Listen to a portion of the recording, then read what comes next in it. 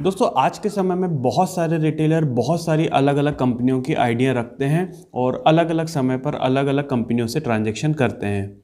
कोई बोलता है कि वहाँ पर फ़लानी सर्विस अच्छी है, कोई बोलता है कि वहाँ पर आधार पे चल रहा है, कोई बोलता है कि वहाँ पर क्यूआर कोड है। लेकिन यहाँ पर मैं आपको जो अपडेट देना चाहता हूँ वो पे नियर बाई कंपनी का देना चाहता हूँ कि यदि आपके पास पे नियर बाई कंपनी की रिटेलर आईडी है और किसी कारण से आप उसको यूज़ नहीं कर रहे हैं तो आप उससे मंथ में 1 तारीख से लेके 10 तारीख तक कोई भी ट्रांजैक्शन, भले वो 10 रुपये का आप एक क्यूआर पेमेंट ले लें या फिर आप 100 रुपये का विड्रॉल कर लें या मनी ट्रांसफ़र कर लें या रिचार्ज कर लें।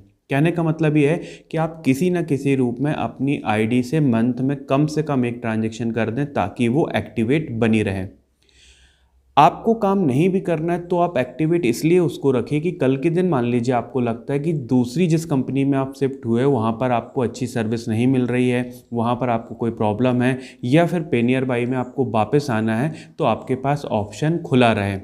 यदि एक बार आपकी आईडी डिसेबल हो जाती है, बंद हो जाती है, तो वहाँ पर उस डिस्ट्रीब्यूटर और सुपर डिस्ट्रीब्यूटर का कॉन्टैक्ट डिटेल भी गायब हो जाएगा आपका, जिससे कि आप उसको कभी कॉन्टैक्ट नहीं कर पाओगे।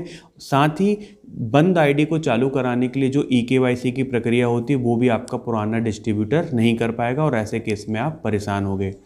तो अपडेट देने का मतलब केवल यही था कि फ्यूचर में कभी अगर आपको वापस आना पड़े तो आपके पास रास्ते बंद ना हो, इसलिए आप किसी न किसी रूप में अपनी आईडी को एक्टिवेट बनाए रखें। तो ध्यान यहाँ पर ये रखना है कि अगर आपने आईडी में लास्ट 70 दिन से ट्रांजैक्शन नहीं किया है तो आपकी आईडी डिसेबल हो जाएगी या इनएक्टिव हो जाएगी। एक्टिवेट बनाए रखने के लिए आपको मंथ में एक ट्रांजैक्शन करना है। कोशिश कर लें कि 1 से 10 तारीख तक कर लें। लॉस केवल ये होगा कि यदि आपकी डिसेबल हो जाती है तो आप अपने एग्जिस्टिंग डिस्ट्रीब्यूटर जिससे आपने ये आईडी ली थी उससे कभी भी आप KYC नहीं करा पाओगे और जो कॉन्टैक्ट इन्फॉर्मेशन आती है सपोर्ट में, जहाँ पर आपके डिस्ट्रीब्यूटर का, आपके RM का नंबर आता है, वहाँ पर आपको केवल और केवल फिर कंपनी का ही नंबर दिखाई देगा। तो कंपनी का तो नंबर आपको मिल जाएगा लेकिन डिस्ट्रीब्यूटर वहाँ पर फिर आपकी कोई भी मदद नहीं कर पाएगा। साथ ही यहाँ पर मैं डिस्ट्रीब्यूटर भाइयों से भी कहना चाहूँगा कि बहुत सारे रिटेलर केवल इस कारण से भी छोड़ देते हैं कि डिस्ट्रीब्यूटर उनको सपोर्ट नहीं करता या डिस्ट्रीब्यूटर किसी और कंपनी में स्विच हो गया है। तो यहाँ पर आपका भी फ़ायदा है।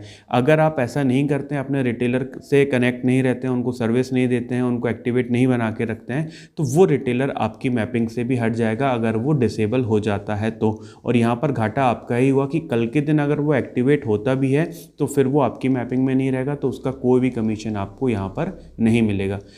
तो यही एक छोटा सा अपडेट था कि यदि आपने पे नियर बाई आईडी खरीदी है, परचेज़ की है, पैसा लगाया है, किसी भी कारण से अगर आप उपयोग नहीं कर रहे हैं तो प्लीज़ उसको किसी न किसी रूप में उपयोग करते रहें ताकि वो एक्टिवेट बनी रहे। बाकी तो मैं आपको यही बोलूँगा कि आप पे नियर से ही काम करें, बढ़िया कंपनी है और फ्यूचर में कुछ ऐसी सर्विसेज आपको आएंगी जो दूसरी कोई कंपनी आपको यहाँ पर नहीं दे पाएंगी। कुछ बड़ी गिनी चुनी 3-4 कंपनियाँ ही बचेंगी। आगे आने वाला जो समय है वो आपको पता लग ही जाएगा। इस साल 2023 में बहुत सारे चेंजेस बैंकिंग इंडस्ट्रीज़ में होने हैं, तो यहाँ पर कुछ बड़ी कंपनियाँ ही रह पाएंगी जो अपने आप को समय के साथ, टेक्नोलॉजी के साथ अपडेट कर पाएंगी। उनमें से पे नियर बाई भी एक है। तो आपको कहीं ना कहीं वापस आना ही पड़ेगा और आते समय आपको समस्या ना हो, आपकी आईडी बंद ना हो, इसलिए आप ट्रांजैक्शन जरूर करें। वीडियो देखने के लिए बहुत बहुत धन्यवाद दोस्तों। आपका दिन शुभ हो। वंदे मातरम। जय हिंद।